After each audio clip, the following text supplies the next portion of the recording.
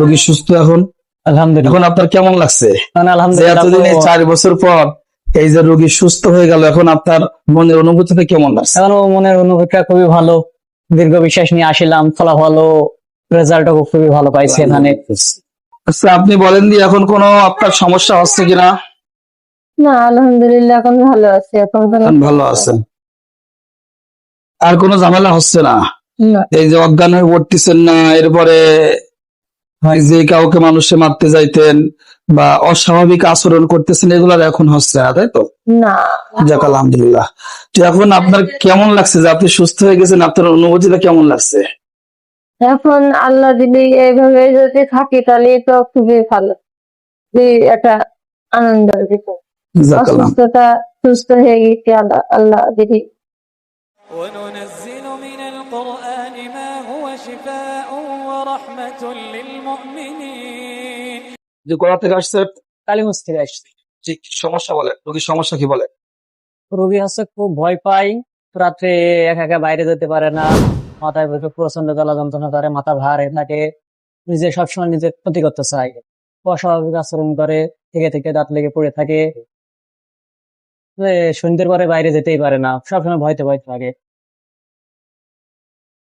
হঠাৎ করে পড়ে যায়, তাই তো? জি হয়। পড়ে যায়, দাঁত আটকে যায়, পাগলামি করে।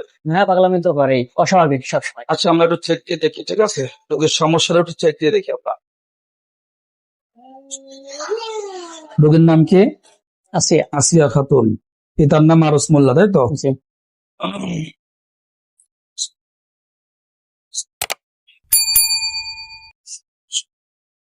আলহামদুলিল্লাহ, আমরা চেক দিছি। তো চেকে আমাদের ধরা পড়ছে রোগীর জিনের সমস্যা, ঠিক আছে? জিন কর্তৃক সমস্যা। তো আমরা এখন ওনাকে ট্রিটমেন্ট দেবো, ঠিক আছে?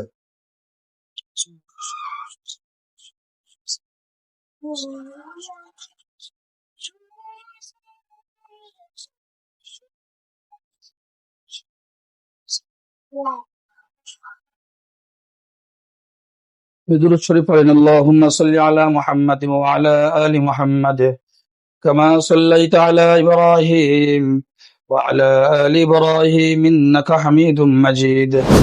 اللهم بارك على محمد وعلى آل محمد كما باركت على إبراهيم وعلى آل إبراهيم إنك حميد مجيد.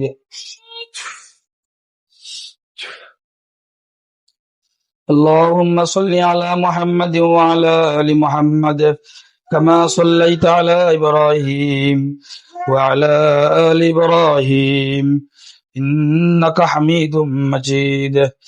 اللهم بارك على محمد وعلى آل محمد كما باركت على إبراهيم وعلى آل إبراهيم إنك حميد مجيد. أعوذ بالله من الشيطان الرجيم. بسم الله الرحمن الرحيم. الحمد لله رب العالمين الرحمن الرحيم مالك يوم الدين. إياك نعبد وإياك نستعين اهدنا الصراط المستقيم صراط الذين أنعمت عليهم غير المغضوب عليهم ولا الضالين. الله لا إله إلا هو الحي القيوم لا تأخذه سنة ولا نوم له ما في السماوات وما في الأرض من ذا الذي يشفع عنده إلا بإذنه يعلم ما بين أيديهم وما خلفهم ولا يحيطون بشيء من علمه إلا بما شاء وسع كرسيه السماوات والأرض ولا يؤوده حفظهما وهو العلي العظيم. لا إكراه في الدين قد تبين الرشد من الغي ومن يكفر بالطاغوت ويؤمن بالله فقد استمسك بالعروة الوثقى لا انفصام لها الله سميع عليم.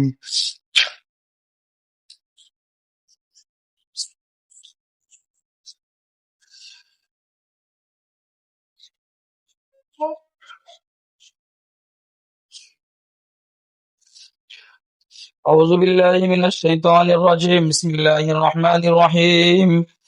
أفحسبتم أنما خلقناكم عبثا وأنكم إلينا لا ترجعون فتعالى الله الملك الحق لا إله إلا هو رب العرش الكريم ومن يدعو مع الله إلها آخر لا برهان له به فإنما حسابه عند ربه إنه لا يفلح الكافرون فقل رب اغفر وارحم وأنت خير الراحمين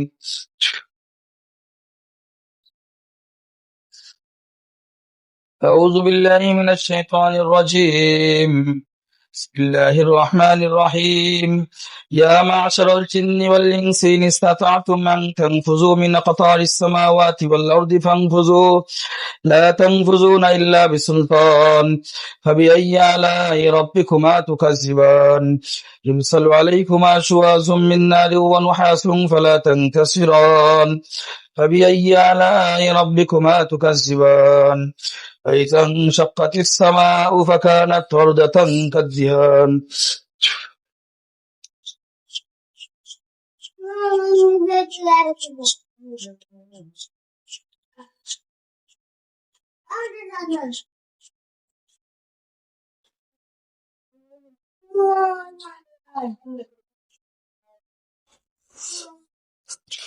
اللهم إني أسألك بأنك أنت الله لا إله إلا أنت الأحد الصمد لم يلد ولم يولد ولم يكن له كفوا أحد يا حي يا قيوم يا حي يا قيوم اللهم إني أسألك بأنك أنت الله لا إله إلا أنت الأحد الصمد لم يلد ولم يولد ولم يكن له كفوا أحد يا حي يا قيوم يا حي يا قيوم اللهم إني أسألك بأنك أنت الله لا إله إلا أنت الأحد الصمد لم يلد ولم يولد ولم يكن له كفوا أحد يا حي يا قيوم يا حي يا قيوم Interesting.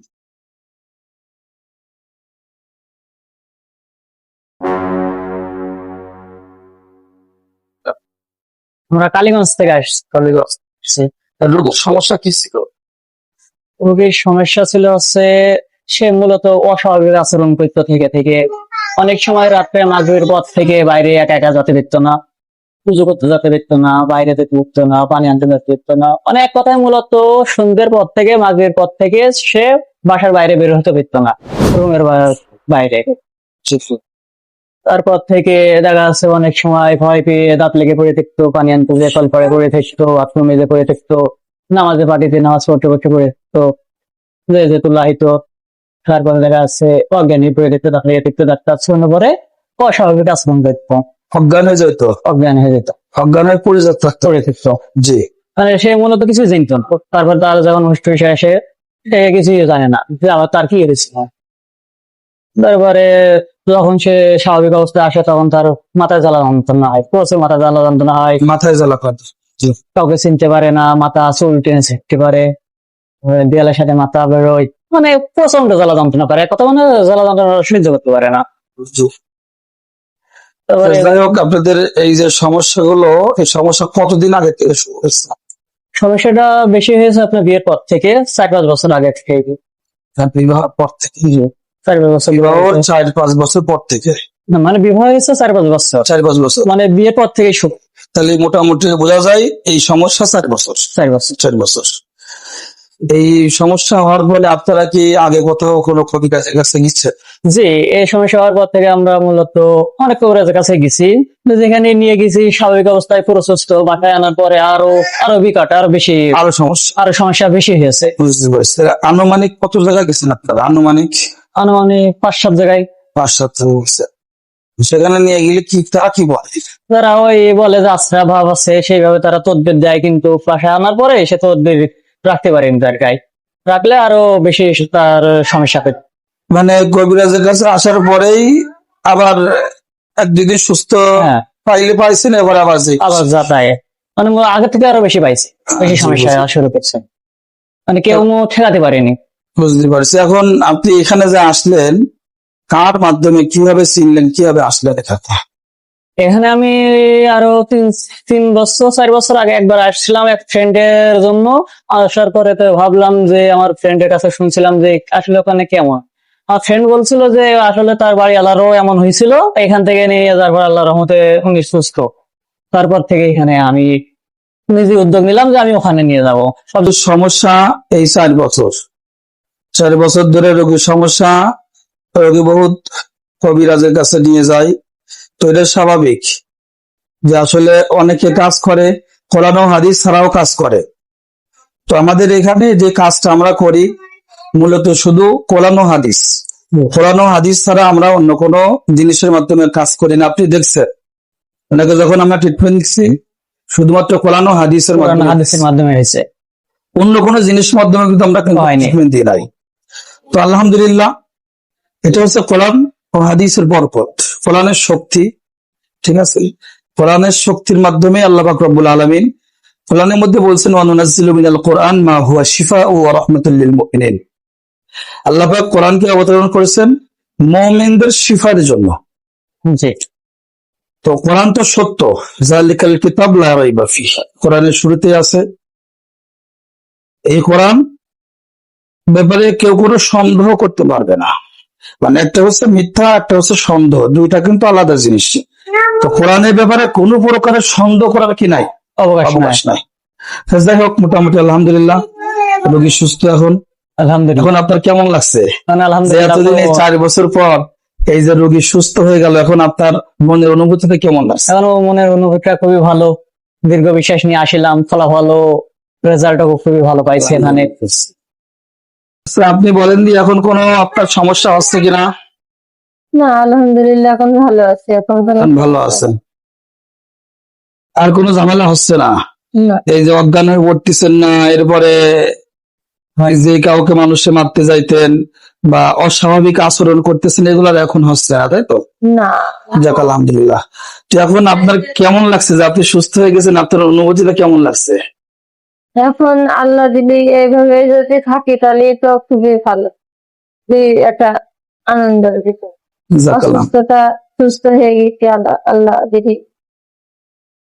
আলহামদুলিল্লাহ।